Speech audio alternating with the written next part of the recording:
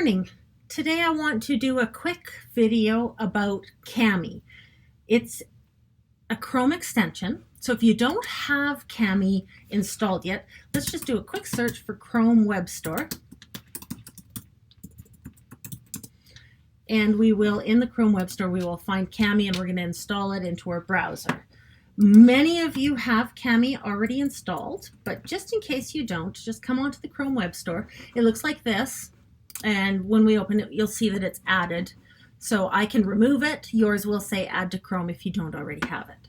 So we're going to look in my Google Drive here, and I'm going to open this TED Talk fill in the blanks PDF, because then we're going to just imagine that I'm showing my class a TED Talk and I want them to pay attention and fill in the spaces.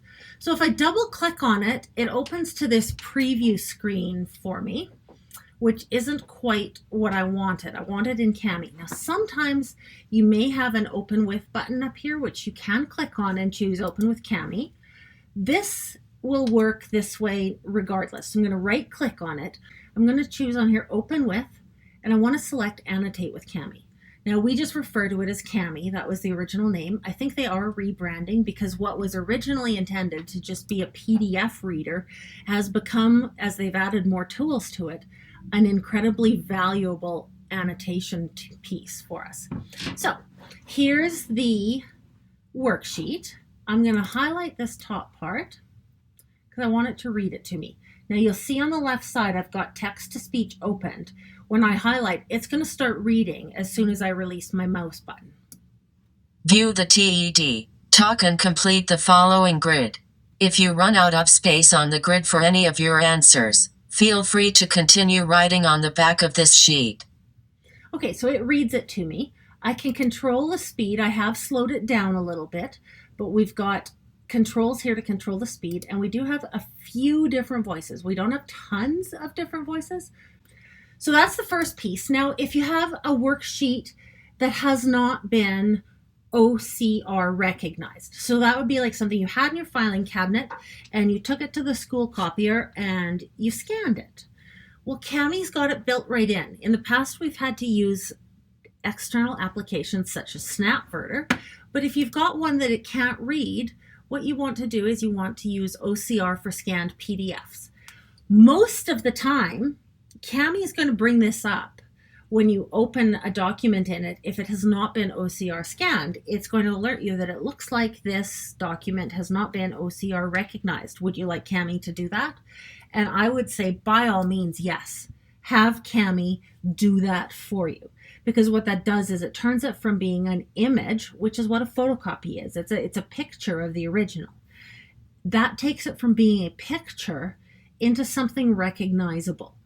Now, one limitation can be that worksheets that have kind of cute fonts, sometimes it will get a letter wrong. For example, I've seen one that had a very cute letter T in the font, and the OCR, which is optical character recognition, it viewed it as being a plus.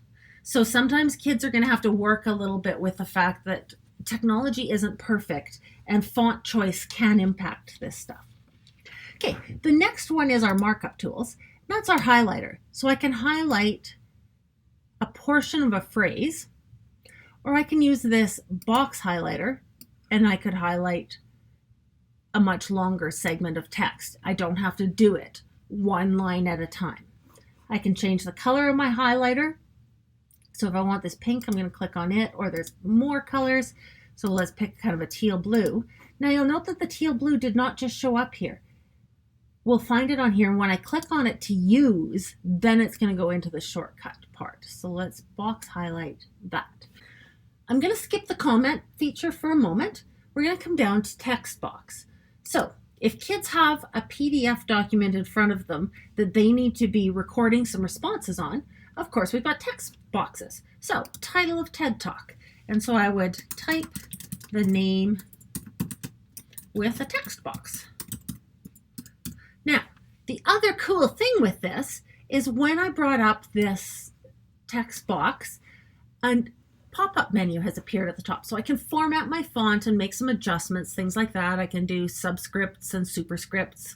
Those are in here as well. I've also got voice typing.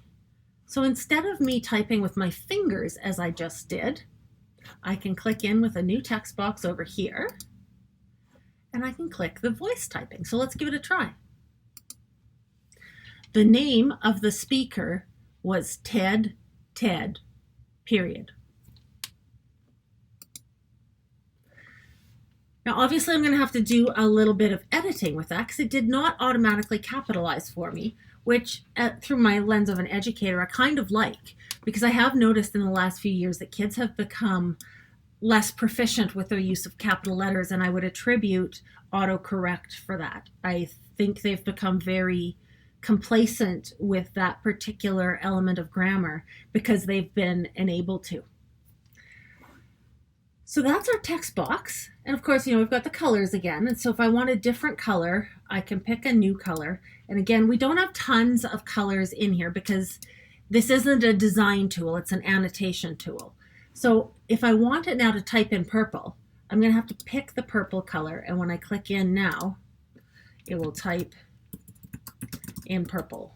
And you can even see that the flashing cursor there is purple. So I'm going to just remove this by hitting this little red X. And I'm going to point out to you that in the equation menu, we have some symbols. In particular, the one I want to make mention is we do have the divide symbol represented in the pictorial way that we teach division with our elementary and Div 3 kids.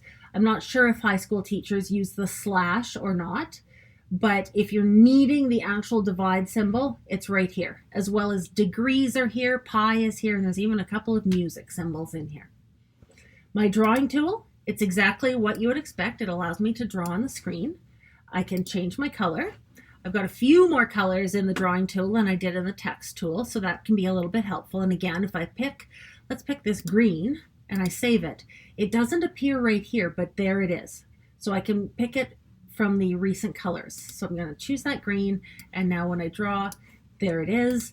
I can control the stroke thickness over here. So it's quite a useful utility. Shapes, of course, is going to let me draw shapes, and I can control things like transparency and the stroke thickness. And if I want this filled in, the next one I draw is going to be a solid shape. With the select tool, I can move things around.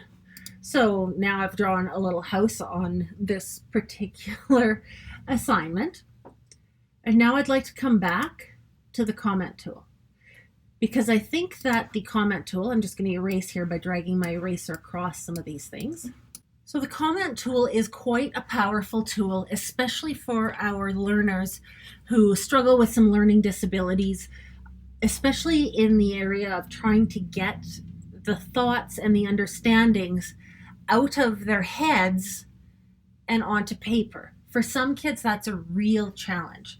So with our commenting tool, of course, we can do a text comment. When we comment, the words don't go right onto the page. They come off on the side. So if I was going to answer the question up here, date of TED Talk and number of views, and I'm going to do it with a text comment, I'm going to select one of the colors. I want a text comment, and I want to put it here.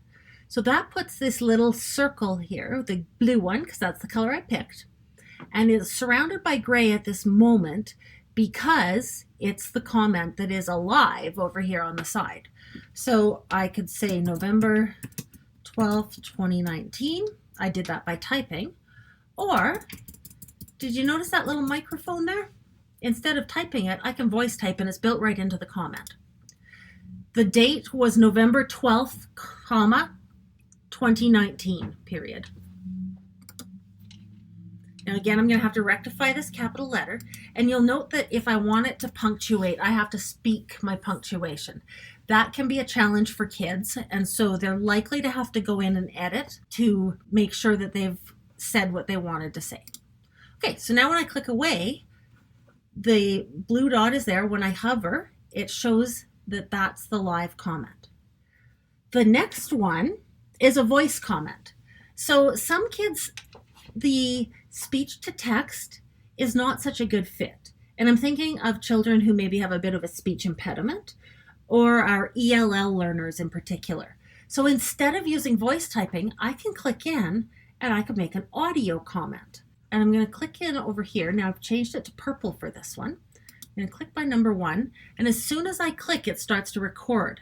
So I would say that one of the things I learned from this presentation was how to, and so now instead of a written comment, we've got an audio comment. You can see the sound waves over here, and now the purple one is highlighted, so you'll note that this one is kind of grayed out. But if I hover over it, it shows me which comment that is. And if I click on the blue, it makes that one the live comment.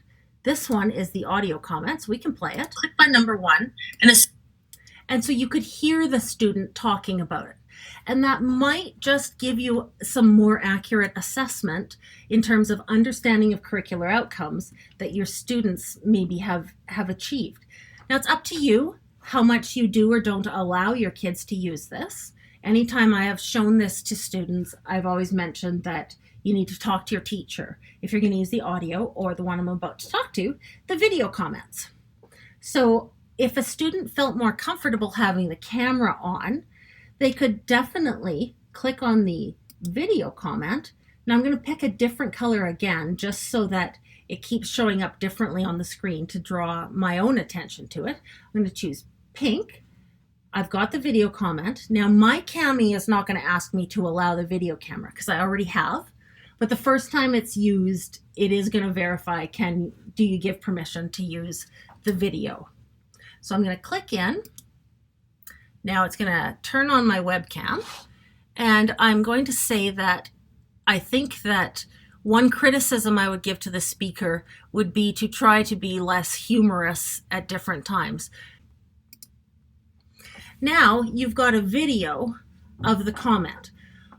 Where I see this being valuable for kids is if they want a manipulative to illustrate what they're talking about. So maybe grade 3 in the rocks and minerals unit for science might have little rocks in front of them that they can hold up to the webcam to show you that this one's a sedimentary rock. It has lines in it, that kind of thing. So Cami just right out of the box gives us a whole bunch of tools for students to learn and to illustrate their learning in different ways. When I'm all done, just for the sake of ensuring that I've got everything, I am going to hit the save button. I'm going to turn on auto save for my own Cami because I would prefer it save as I go. And I can also download it. If we get into advanced export, you're going to have a whole lot more controls as to how it works. And it tells me it's saving in the file called resources for others in my Google Drive. So I've got all the controls there that I need to have. Don't miss this burger menu because you can split and merge. So if you've got 2 PDFs that you want to put together for your kids to work on, but you don't want the entire thing of each one, you can do that in Cami.